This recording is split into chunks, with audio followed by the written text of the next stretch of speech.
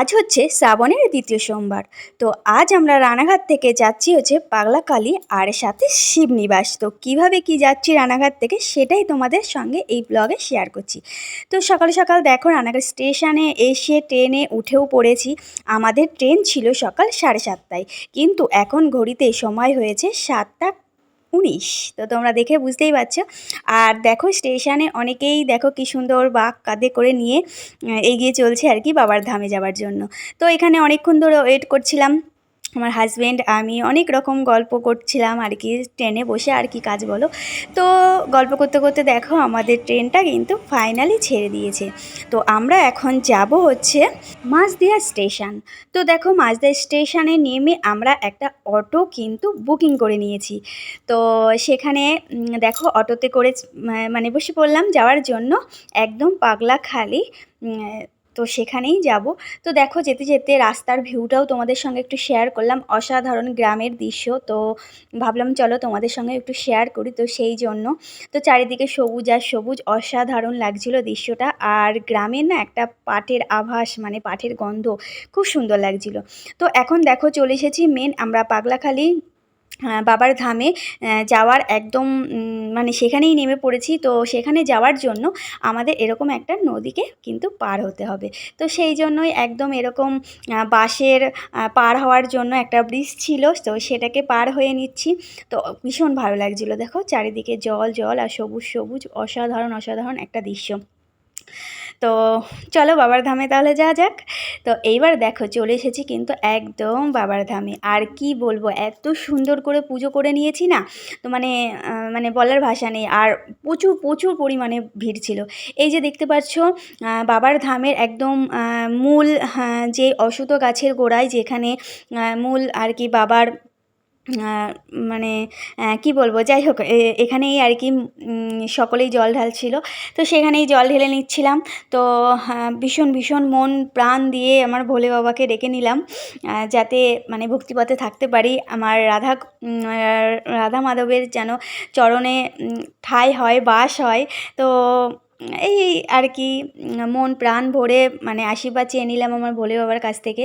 তো তোমরাও একটু দর্শন করে নাও ভোলে বাবাকে। আর মারাত্মক পরিমাণে ভিড় ছিল জানো তো। তো হ্যাঁ, এই যে একটু ঘন্টা ছিল আর কি, ঘন্টাটাও বাজিয়ে নিলাম। আর কিন্তু পুরো মন্দিরের চারিপাশটা না একটু প্রদক্ষিণ করে নিলাম। আর দেখো আমাদের এখন কিন্তু পুজো কমপ্লিট, আর মানে পুজো শেষে তো দুজনে মিলে একটুখানি ভিডিও করে নিলাম। তো ভীষণ ভালো লাগছে পুজো করে।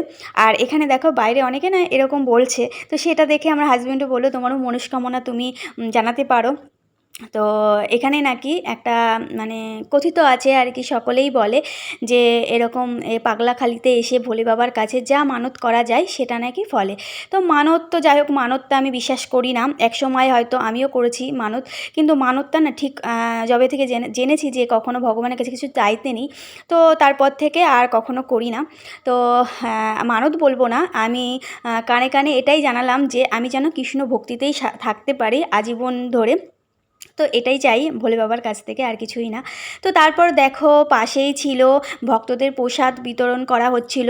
তো সেখানটাতে চলে এসেছি, প্রচুর প্রচুর ভক্ত ছিল এখানটাতে, যারা নাকি প্রসাদের জন্য ওয়েট করে আছে। আর দেখো আমাদের মানে ভাগ্যটা এতটাই ভালো যে আমাদের পুজো কমপ্লিট করে আমরা সাথে সাথে প্রসাদও পেয়ে গেছি।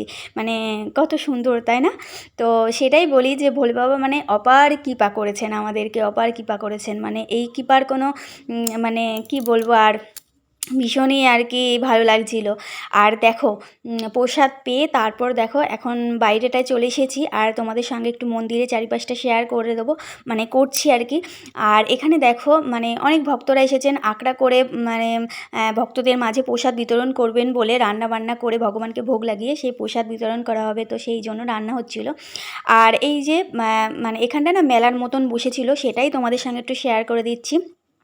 চারিপাশটা এত সুন্দর আর কি, দোকানপাট এরকম ভীষণ ভীষণ ভালো লাগছিলো। আর এই হলো মেন মন্দিরটা, তো সেটাই তোমাদের সঙ্গে একটু শেয়ার করলাম।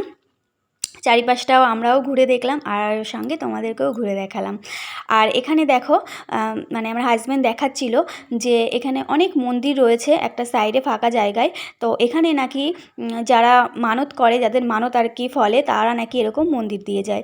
তো সেটাই আর কি, সেটাই দেখাচ্ছিল, তো সেটাও তোমাদের সঙ্গে একটু শেয়ার করে দিলাম। আর এরকম মেলা চারিপাশে আর কি ঘুরে নিলাম। ভীষণ ভীষণ সুন্দর আর কি। এই আমরা বেরিয়ে যাচ্ছি আর কি, আমাদের পুজো খুব সুন্দর করে দেওয়া কমপ্লিট। আর তারপর দেখো আমরা চলে গেছি এখন শিবনিবাস। তো শিবনিবাসে এসে শিবের মাথায় জল ঢেলে দিলাম। দেখো কত বড় শিব, তাই না?